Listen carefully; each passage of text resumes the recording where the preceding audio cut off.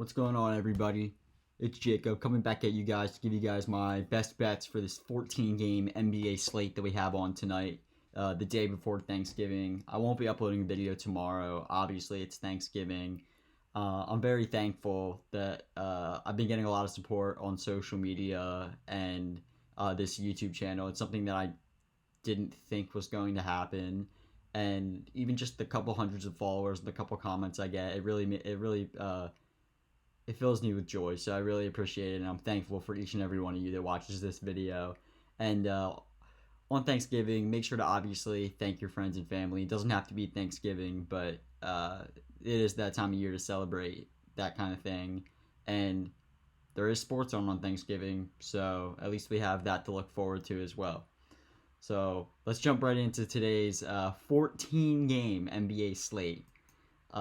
Here's a preview of all the games we got. First game of the night.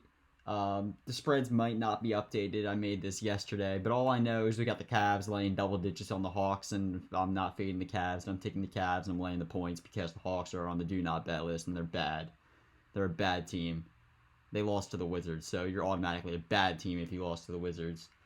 Don't really have any side play on the total. Probably over because the Hawks defense is really bad and they play at a high pace, so both teams can probably put up some points. Then we got the Trailblazers going to play the Indiana Pacers. Pacers laying double digits.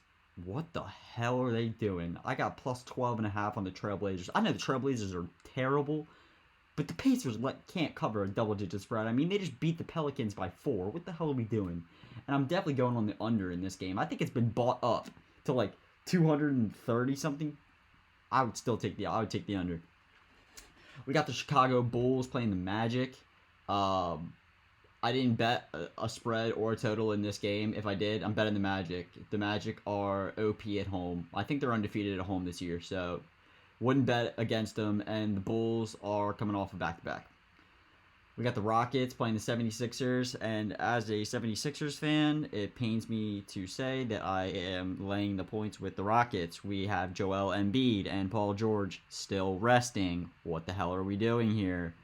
The total at 223, I took the over at 223. I believe it's up to 227. It just seemed kind of low. Like, honestly, I think both teams, Rockets are coming off a back-to-back. They're a really good defensive team, but might leave some tired legs. I think Tyrese Maxey and Jared McCain, Rookie of the Year out there, can go put up some points.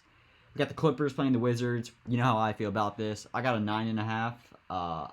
I laid all the points. I will lay basically any good team against the Wizards. I'm laying the points without even thinking about it. Charlotte Hornets, Miami Heat. Heat coming off a back-to-back. Charlotte Hornets are still banged up. I'm laying the points with the Heat on the road. I think it's a good bounce-back spot for them after losing last night. Knicks versus Mavericks. Laying the points for the Knicks here. I think Luka's still out. And I'm also on the under in that game. I think both teams are solid defensively. The Knicks went absolutely bonkers last game. I don't think we'll get 120 points from both teams. I think one team might pull away, honestly. I think it's a tight spread, but I think it might just be like a double-digit points in favor of one of the teams. Timberwolves Kings. Spreads come down 3.5 on the Kings. We just saw the Timberwolves lose last night. I don't know what's going on with that team, and I'm not ever betting them until they figure their shit out. How about that? I'm going the points with the Kings. They don't need DeMar DeRozan. Fox is going for 30 tonight. We got the Raptors versus the Pelicans. Yeah, I'm not betting this game. That's gross. Both teams are ass. Both teams have injuries. Moving on. Pistons versus Grizzlies. I got a -7.5 with the Grizzlies. Pistons. You don't have Cade Cunningham. I'm not betting you. Funny enough. Lakers versus Spurs. I'm on the Lakers here. It's a tight spread. The Spurs have been actually playing super well. Wemby out there cooked last night. Dude is a 7-foot Steph Curry. But I think the Lakers got to figure their shit out. You got fucking LeBron and AD on the team. How you not putting more wins together? It's their bench. They got a weak bench. Nets, Suns. This spread is ballooned up. Brooklyn Nets have no Cam Thomas tonight. I got a -7 on the Suns. If they don't win by 7 when the Nets don't have Cam Thomas, I know the Nets are cover machines this year. I think they're the second best team ATS behind the Cavs. So that worries me. But I think the Suns, after last night when I saw them have Kevin Durant and Bradley Beal back, that's a good team. They're gonna start putting some wins together. Nuggets versus the Jazz. The Jazz are ass. I laid the 7.5 with the Nuggets. I think it might be up higher. I bet the Jazz yesterday. They sold me, so I'm on the Nuggets. And then we got the Oklahoma City Thunder Buddies versus the Golden State Warriors. I'm on the money line on the Thunder. I think I got it like minus 130.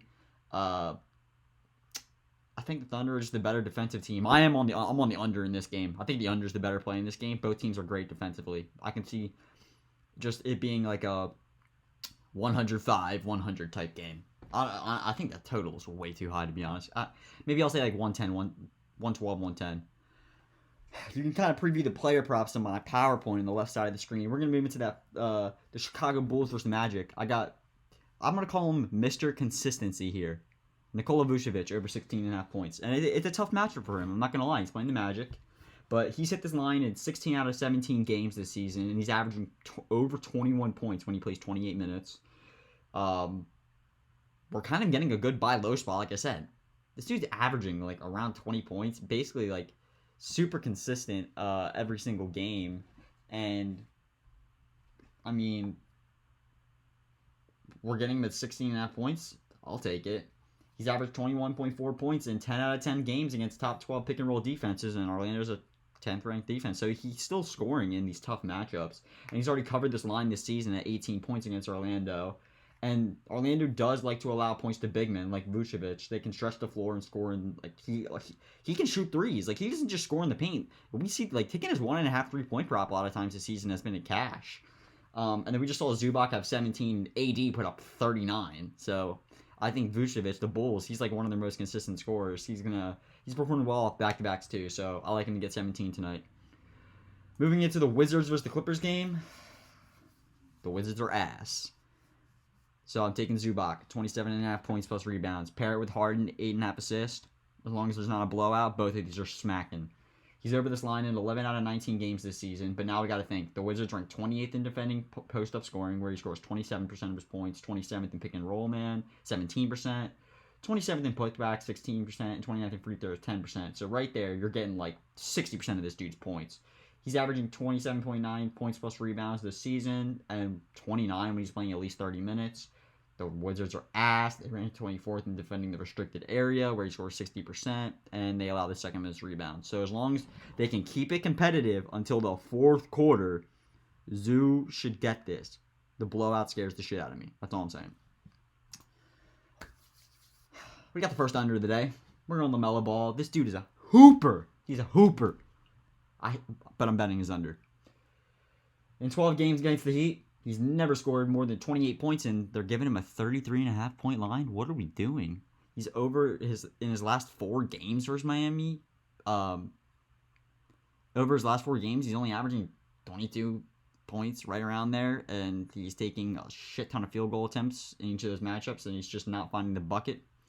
The Heat are allowing the second least amount of points to point guards this season, with Butler and Hero out there guarding them. And in their previous encounter in October, LaMelo only had 27 points. And yep, he is due for some negative aggression after dropping a 50 bomb the other day. And the Heat and the Hornets play at a bottom 10 pace, so there's just less offensive possessions for him to score. And I'd expect them, if LaMelo, with all the injuries on the Hornets, is basically the only option. I think Miller might have a better night. They might double up LaMelo. I bet his assist prop is a little better look. Moving on to the Cavs-Hawks game. I really like this prop. Jared Allen under 15.5 points. He's averaging under this already this season. He's only cleared it in 2/3 of games. And his recent scoring surge came against like basically weak defenses. And where his teammates were injured. Like we saw games where Mitchell didn't play and Garland didn't play. And if Mobley doesn't play, obviously Allen goes off. And Atlanta allows the 9th fewest points in the paint with Capella and Okongwu locking down the interior. And then when basically they have the full healthy like God Squad starting lineup, his scoring, he's only basically right over 10 points per game. And just to touch on it, come on, dude, this freaking 10-point spread, like, they may just blow the Hawks out. He might sit like 75% of the fourth quarter. Moving on to my team, the Philadelphia 76ers, that are ass. We have the second worst record in the NBA, and I will continue to fade them until they show me otherwise. But I'm taking Maxey. This dude's an absolute baller. I also love Jared McCain tonight. Rookie of the year. If take him for 20 points. That's an extra prop. McCain, 20 points. Dude's dropping 20 points. But Maxey's also giving us 21 points. The combined, they're going for 50 together. When Embiid and George are out, Maxey, he basically is like leading the offense with McCain out there. Houston ranks bottom 10 in points allowed to point guards this season, and they play drop coverage, which allows Maxey to basically shoot it in the mid-range, and this also applies for Jared McCain as well. And in his last 3 games versus Houston, he's dropped 27, 26, and 42 points. In his 4th game back from injury, we should now finally see him basically getting back to his normal starting minutes, and he's starting to find his rhythm. So I am backing my man on my team, the Philadelphia 76ers. Maxey and McCain are combined giving us 50 bomb tonight. I'm telling you right now. Moving on to the Trailblazers Memphis game. I like Jaren Jackson Jr.'s points plus assist prop, but I'm going to give you guys this one because the hit rate on it is 100%. Shaedon Sharpe, under 7.5 rebounds plus assist. He's under this line in every game he's played this year, despite being on a minutes restriction in the first 3 games. Now, in the past few games, even though he's playing 34 minutes, he's still averaging just 6 rebounds plus assist. He's basically on the floor to score for them. He's not looking to really facilitate. And definitely as a guard, not looking to rebound. He might get like a few like long shot 3-point rebounds. Let's hope they don't fall into his hands. Once again, there's near almost a double-digit spread blowout risk. Always helps when you're taking unders on blowout games. You gotta love it. Works in your favor. And like I said, hit rate's amazing. So we're just gonna move on from that. This is probably the game of the night. We got the Knicks and the Mavericks, but unfortunately, we're not going to see Luka in this matchup, which just, I really want to see the Knicks play the Mavs when Luka's in. But I'm buying into the revenge narrative. It's a tougher matchup for Brunson. I'm not going to lie. I do like OG Anunoby to score. I like Cat to score. I like Miles McBride off the bench to score. But I'm liking Brunson too. He dropped 30 points last time he faced Dallas, which is his former team, and Brunson absolutely thrives. He's the revenge king. They basically lack anyone capable of guarding him because Quentin Grimes is actually on the injury report, so he might sit. And since the start of last year, Brunson's averaged almost 30 points per game on the road. He's a much better road player than home player, and he likes to show up in these revenge narratives.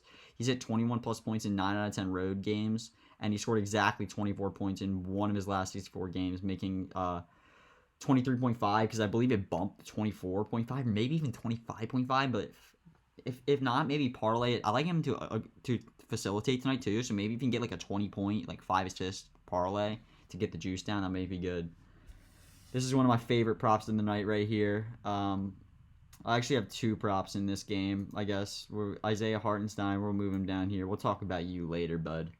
We're going to move on to the Timberwolves-Kings game. I'm taking Naz Reid. I'm taking him over 12.5 points. He has a stupid. He might have the best matchup of the night. He's over this line in both matchups against the Kings this year. He's got 19 and 16 points in 27 and 27 minutes. He scored 18 points in his lone 20-minute game versus the Kings last year. The Kings ranked the worst in the entire NBA at defending spot-up shooters, and we know Naz Reid loves to pull up from 3 as a spot-up shooter. Sacramento also ranked 28th in defending above the break threes, where he scores 40% of his points. Like I said, he basically is like a spot up above the 3 shooter. I could see him hitting 3 threes tonight, honestly. He's averaging 10.3 field goal attempts per game, taking 10 shots in 7 of his last 9. And we can just see he's performed stupid well off back-to-backs too, 11, 15, and 15 points. Gobert, because of that OT game last night, he had to play 44 minutes, but I think Naz played under 30. So I think Naz will get more minutes. I'm projecting Naz to get more minutes in the rotation. Not a lot I love in this game, like I said. Such a bad game. Raptors versus Pelicans. Like, what are we doing? But I do like Scotty Barnes here. He's been so consistent to this prop. I like his over assist prop. I like his over 12.5 rebounds plus assist prop. He's hit the over in all 4 games this season when RJ Barrett is active and quickly is out, which is the same scenario we got going on tonight. And in terms of assisting, he's recorded 19, 9, 15, and 17 potential assists because he's much more of a ball handler when quickly he's not there. The Pelicans allow the 6th most assists in the NBA. They're an assist funnel. And they allow the 10th most catch and shoot shots, which we can see him get assist maybe to RJ Barrett there. I think Grady Dick's in. If Grady Dick's rolled in, that'll help his assist. Barnes has been playing a lot of minutes in recent games. and he's averaging 15.8 rebounds plus assists in 30-plus minutes on the court. And they also are bottom. They rank 13th in rebounds. They're not that great of a rebounding team, especially now without Zion and the injury. So he's been consistently. I think he had 12 rebounds last game versus the Pistons. I love this kid. This dude has been absolutely balling. This is why the Spurs are actually an underrated team. Stephon Castle, 16.5 points plus assist. I like his 12.5 points too. But I also like tagging on the assist because he's been doing really well with the assist. He scored 18 plus points in 3 straight games. He already played the Lakers this season where he had 22. He's coming off a career high 20 shot attempts. So this dude, they want to get him the rock, and he has a lot of confidence right now. He reminds me of Jerry McCain. Like both these young guys, they're balling. They have the hot hand basically. Devin Vassell is back in the lineup, but even so, Castle had 22 points when Vassell was in there, so that doesn't concern me. He's basically scored 10 plus points in 10 straight games. Call him Nikola Vucevic. He's now the guard version, Mr. Consistency. And the Lakers also now on the assist side, they allow the 3rd most assists in the entire NBA, and he's averaging 5 assists over his last 10 games, and he had 5 assists versus the Lakers. So we get 12 points, 5 assists, boom, cash. He might cover it in points alone, all I'm saying. In this game, I will give another note. I love Jamal Murray for 5.5 assists. That's probably going to smack, but I want to give you guys a play on the Jazz side of the ball. Walker Kessler. This is sort of a system play against Nikola Jokic here. I like him over 18.5 points plus rebounds. He had 32 points plus rebounds in their first meeting this season with 14 rebounds on 25 rebound chances and 5 for 6 shooting from the field. And centers get so many rebound chances versus the Nuggets because Jokic doesn't stretch the floor that much. He loves to post up, so they get a lot of defensive rebounds because they're sitting around the basket. Last season, he had 35 points plus rebounds when he played in his game when he played 25 minutes versus Denver. Lauri Markkanen got hurt last night. He might not even play. That would benefit this massively. This line would balloon. Without Markkanen, he's had 17, 32, and 28 points plus rebounds. He's over this line in all 5 games with 29 minutes this season. The Nuggets allow, like I said, the 12th most rebounds and the 13th most points to center, so upper half of the league. And Denver is ranked 26th in defending the restricted area. He scores almost every single point there. Every single point. Competitive game against Jokic. I can see him wanting to go out there and show off, basically. I like moving on to the Nets game. Hospital squad versus the Suns. Rather than give you guys a play on the Suns side, Cam Thomas just got ruled out. Hammer this. Dennis Schroeder. I like him for 24.5 points plus assist. I love his over 5.5 assists. When Cam Thomas has not played, his potential assist spiked to 15 in the only game without him. Per 100 possessions, when Cam Thomas is out, he got 14.42 potential assists. The ball is in this dude's hands way more often. He recorded 12 assists in the 1 game without Cam Thomas. He averages 8 assists per game against teams in the bottom half of the league in assists allowed. And when Cam Thomas is sidelined, he's basically, like I said, this dude got the ball in his hands all the time. Take his assist prop. Final game of the night. I like Curry's points. Tough matchup. He might ball. Could miss, though. So I'm giving you guys this one. This prop makes no sense. I got his 8.5 rebounds last night at minus 135. That's gone. That's gone. I got Isaiah Hartenstein over 12.5 rebounds and plus assists. The Thunder basically picked this guy up to do this exact role. They needed a big man to rebound the ball. He's over this line in both games this season for the Thunder. He got 17 rebounds plus assists versus the Blazers, and then you can see 14 versus the Kings right here. And he's playing a lot more minutes, 29, 32 minutes. He's likely to see basically up a lot of minutes tonight with the Thunder without Chet Holmgren. They need him out there to be messing around with freaking Draymond Green. The Warriors are allowing the most rebounds in the entire NBA to centers. That's why I played his 8.5 rebound prop. Freaking smash. Earlier this year, Chet Holmgren logged 4 rebounds in literally 5 minutes versus Golden State before his injury. So picture that. 5 minutes, he already had 4 rebounds. That day, I actually bet on Chet Holmgren rebounds that day, and he got injured, and I lost money, and I was pissed. So when he faced the Warriors twice last season, he had 8 rebounds plus assist in 20 minutes, and he had 14 rebounds plus assist in 25 minutes. We're projecting this dude to play over 30. There's no reason he shouldn't be able to get 13 rebounds plus assist.